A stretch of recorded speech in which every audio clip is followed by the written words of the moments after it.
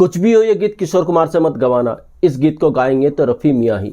न जाने कितने ऐसे गीत है दोस्तों जो रफ़ी साहब के लिए बने, बाद में उनको किशोर कुमार साहब ने गाया, और कितने गीत ऐसे भी हैं जो किशोर कुमार साहब के लिए बने, बाद में उनको रफ़ी साहब ने गाया, मगर इन गीतों में कभी कोई फ़र्क नहीं लगा कि ये तो यार किशोर दा के लिए बने थे, रफ़ी साहब ने कैसे गा दिया, या ये तो रफ़ी साहब के लिए बने थे, किशोर दा ने कैसे गा दिया।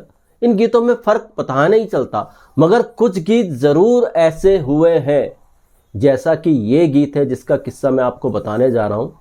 ये गीत संगीतकार किशोर कुमार साहब से गवाना चाहते थे, मगर बाद में इस गीत को पलटा गया और इसको बाद में गाया रफ़ी साहब ने। आप सोच भी नहीं सकते क्या इसके किशोर कुमार साहब गाने वाले थे। कौन से गीत का किस्सा है आज इस पर बात करेंगे। दोस्तों चैनल पे नए तो चैनल को सब्सक्राइब कर लीजिएगा, बेल आइकन भी प्रेस कर लीजिएगा ताकि नोटिफिकेशन आप तक पहुंचते रहे। नमस्कार, मैं महेश कोहली बॉलीवुड संगीत के सफ़र से। दोस्तों 69 की बात करनी पड़ेगी, आराधना की बात करनी पड़ेगी, क्योंकि स्टोरी आपको तभी थोड़ा समझ में आएगी। हालांकि ये 69 का दशक इंडियन फिल्म संगीत जगत के लिए सबको पता है क्या इस दशक में होता। 69 में आराधना आई थी और आराधना के बाद किशोर कुमार साहब को जो मकाम मिला वो बहुत बड़ा था। उसके बाद किशोर कुमार साहब को हर कोई चाहता था, हर प्रोड्यूसर चाहता था किशोर कुमार साहब उनकी फिल्मों में गाएं, हर डायरेक्टर चाहता था किशोर कुमार साहब उनके लिए गाएं, हर म्यूजिक डायरेक्टर चाहता था किशोर कुमार उनके संगीत निर्देशन में गाएं। और ऐसे वक्त में ऐसा भी होने लगा था दोस्तों, जिन चेहरों पर रफ़ी साहब की आवाज़ अच्छी लगती थी उन चेहरों के लिए भी किशोर कुमार साहब ने प्लेबैक किया। राजेंद्र कुमार साहब इसका उदाहरण है। यहाँ तक कि जॉनी वॉकर साहब, इनके चेहरे पे भी रफ़ी साहब की आवाज़ें अच्छी लगती थी, मगर 70s में जॉनी वॉकर के लिए भी किशोर कुमार साहब ने गाया। ऐसा हो रहा था, किशोर कुमार का नाम इतना हो चुका था। इसके बाद गॉसिप भी होना शुरू हुए कि रफ़ी युग चला गया, किशोर कुमार साहब का युग है। बहुत से ऐसे गॉसिप भी हुए, मगर सच्चाई ये भी है दोस्तों, 70s के आसपास रफ़ी साहब हज पे भी चले गए थे। हज करने के बाद कुछ लोगों ने उनको सलाह दी थी कि हाजी होने के बाद आप गाना नहीं गा सकते, तो रफ़ी साहब थोड़ी देर के लिए 70 के शुरुआती दशक में थोड़ा संगीत से दूर रहे। मगर 1973 मदन मोहन साहब ने रफ़ी साहब से एक ऐसा गीत गवा दिया, भौचाल आ गया था दोस्तों। जी हाँ, ये गीत था फिल्म हंसते ज़ख्म का और गीत था तुम जो मिल गए हो। जब ये रफ़ी साहब ने गाया फिर तो कमाल ही हो गया, और सच में इसके बाद रफ़ी साहब ने 70 के दशक में भी फिर पीछे मुड़ कर के नहीं देखा। हालांकि 70 में एक फिल्म आई थी हीर रांझा, हीर रांझा में भी रफ़ी साहब ने एक से एक गीत दिए, मगर हीर रांझा की रिकॉर्डिंग शायद 69 के आसपास या उससे पहले हुई होगी, जब आराधना बन रही होगी या आराधना नहीं बनी होगी। तो हम हीर रांझा के गीतों की बात नहीं करते, हम शुरुआत करते हैं हंसते ज़ख्म के गीत से कि रफ़ी साहब ने कैसे फिर कम बैक किया। हंसते ज़ख्म का गीत लोगों के सर चढ़ बोलने लगा, और ऐसे समय में एक और गीत आया रफ़ी साहब का जिसने तहलका मचा दिया था। जी हाँ, ये गीत था लोफर का गीत था, आज मौसम बड़ा बेईमान है। और दोस्तों उसके बाद 76 में लैला मजनू में जो गीत रफ़ी साहब ने गाए वो तो कमाल ही हो गया। इसके पीछे भी मदन मोहन साहब का हाथ था।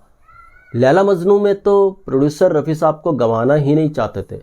लैला मजनू में सबको लगता था यार ऋषि कपूर कम उम्र का लड़का है, रफ़ी साहब उम्र दराज हैं, रफ़ी साहब कैसे ऋषि कपूर की आवाज़ बनेंगे, किसी और सिंगर को गवाओ। मगर मदन मोहन साहब अड़े रहे, नहीं, लैला मजनू में गाएंगे तो सिर्फ रफ़ी साहब ही गाएंगे। और मदन मोहन साहब के कारण लैला मजनू में रफ़ी साहब ने सारे के सारे गीत गाए, और जब ये गीत लोगों के बीच में आए, लैला मजनू लोगों के बीच में आई, तो इन गीतों ने तो रिकॉर्ड ही तोड़ दिया था। आज तक ये गीत सुपर डुपर हिट है, कोई सान ही नहीं है इन गीतों का। और लैला मजनू के बाद तो रफ़ी साहब ने बैक टू बैक हिट्स दिए, चाहे वो अमर अकबर एंथोनी हो, चाहे वो धर्मवीर हो, चाहे वो सरगम हो। एक फिल्म आई थी आशा जो 80s में आई थी, इसके गीत पहले रिकॉर्ड हो चुके थे 79 के आसपास। आशा में भी रफ़ी साहब ने कमाल के गाने गाए, और न जाने कितनी ऐसी फिल्में आई उस समय जिसमें रफ़ी साहब ने बैक टू बैक हिट्स दिए। हम किसी से कम नहीं, क्या हुआ तेरा वादा, इसके लिए तो रफ़ी साहब को नेशनल अवार्ड और काफ़ी वक्त बाद फिल्म फेयर अवार्ड भी मिला। तो ये सब पुष्टि करते हैं इस बात की कि रफ़ी साहब ने ज़ोरदार कमबैक किया तुम जो मिल गए हो गीत से। रफ़ी साहब को कम बैक कराने में दो लोगों का बड़ा हाथ रहा। खैर मदन मोहन साहब ने तो रफ़ी साहब को गवाए ही, तुम जो मिल गए हो, मगर जो पूरे का पूरा कम बैक कराया उसके पीछे दो लोग मुख्य थे, वो नहीं बल्कि तीन ही कहेंगे। एक लक्ष्मीकांत प्यारेलाल साहब की जोड़ी और दूसरे डायरेक्टर प्रोड्यूसर मनमोहन देसाई। इन तीनों ने रफ़ी साहब को कम बैक कराया, इसमें कोई शक सुबह वाली बात नहीं है। और रफ़ी साहब पर अपना विश्वास रखा हर हाल में, हर हालात में। लक्ष्मीकांत प्यारेलाल ने एक से एक गीत रफ़ी साहब से 70 के दशक में गवाए और मनमोहन देसाई ने तो अपनी फिल्म के सारे गाने रफ़ी साहब से ही गवाए। 70 के दशक में जो भी फिल्में आई मनमोहन देसाई साहब की, हालांकि उसमें किशोर कुमार साहब के भी गीत थे, मगर ज़्यादातर उन्होंने गीत रफ़ी साहब को ही दिए। और रफ़ी साहब के गीत ही आज भी उनकी फिल्मों के 70 के दशक की फिल्मों के सुपर डुपर हिट है। मनमोहन देसाई तो इतनी इज्जत किया करते थे रफ़ी साहब की। एक किस्सा शब्बीर कुमार साहब ने सुनाया था कि जब वो मर्द फिल्म के गाने की सिटिंग कर रहे थे, मनमोहन देसाई साहब के घर में अन्नू मलिक भी थे, तो मनमोहन देसाई साहब ने शब्बीर कुमार को कहा, जानते हो रफ़ी साहब की वैल्यू मेरी ज़िंदगी में क्या है? तो मनमोहन देसाई शब्बीर कुमार को बाकायदा अपने पूजा के घर में ले गए और जो शब्बीर कुमार ने देखा वो बात वाकई हैरत में डालती थी। मनमोहन देसाई के पूजा के कमरे में रफ़ी साहब की फ़ोटो लगी हुई थी। तो मनमोहन देसाई इतनी मोहब्बत करते थे रफ़ी साहब से। तो मनमोहन देसाई साहबी की पिक्चर का ये किस्सा है दोस्तों। लक्ष्मीकांत प्यारेलाल उस फिल्म के म्यूजिक डायरेक्टर थे। एक गीत की सिटिंग चल रही थी, लक्ष्मीकांत प्यारेलाल साहब ने एक गीत बनाया, मनमोहन देसाई भी वहीं थे। मनमोहन देसाई साहब को ये गीत बहुत पसंद आया। उन्होंने कहा, यार ये गीत तो नायाब है, कमाल का तुमने ये गीत बनाया है, ये गीत देखना सुपर डुपर हिट होगा। तो लक्ष्मीकांत प्यारेलाल ने कहा, देखिए जब इसको किशोर कुमार साहब रिकॉर्ड करेंगे तो ये गीत और भी अच्छा लगेगा। अब यहाँ पर मनमोहन देसाई चौंके। मनमोहन देसाई ने वापस पलट के जवाब दिया, यार इसको किशोर कुमार गाएंगे? नहीं नहीं नहीं, इस गीत को मोहम्मद रफ़ी ही गाएंगे।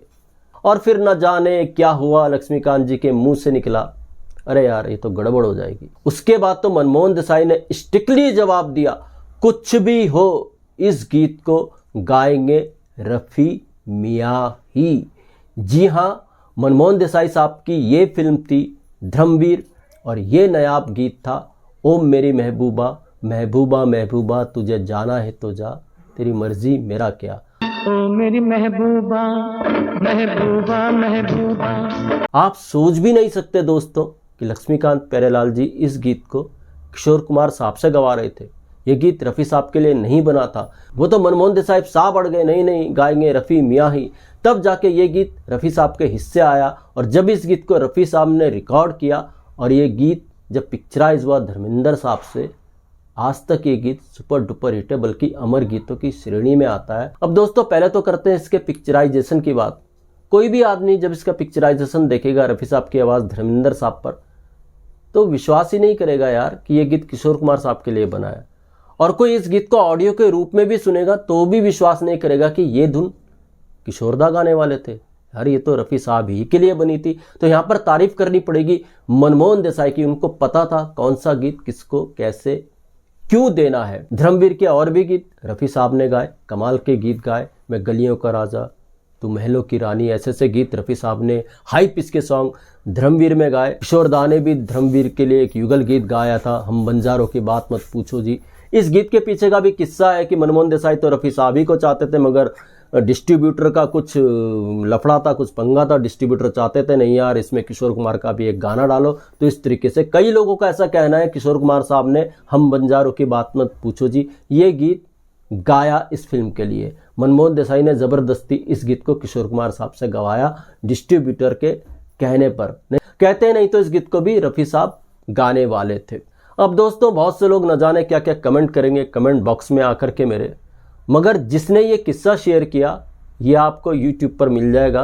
ये किस्सा शेयर किया था एक दौर में अरेंजर रहे, म्यूजिशियन रहे, म्यूजिक डायरेक्टर रहे अमर हल्दीपुर ने, जो उस सिटिंग में मौजूद थे। उनके सामने ये सब हुआ था और उन्होंने फिर ये किस्सा बाद में कई इंटरव्यू में सुनाया भी, और आपको इंटरव्यू में भी मिल जाएगा हल्दीपुर के कैसे वो बता रहे हैं। धर्मवीर के गाने की सिटिंग हो रही थी, ओ मेरी महबूबा तुझे जाना है तो जा, इस गाने की तो संगीतकार लक्ष्मीकांत प्यारेलाल साहब किशोर कुमार साहब से गवाना चाहते थे इस गीत को, मगर मनमोहन देसाई साहब के कारण इस गीत को रफ़ी साहब से रिकॉर्ड करवाया गया। तो दोस्तों ऐसे भी नायाब किस्से में ऐसे किस्से मैं आपके लिए लेकर के आता रहूँगा। महेश कोहली को दीजिएगा इजाज़त। Good bye, good luck and take care.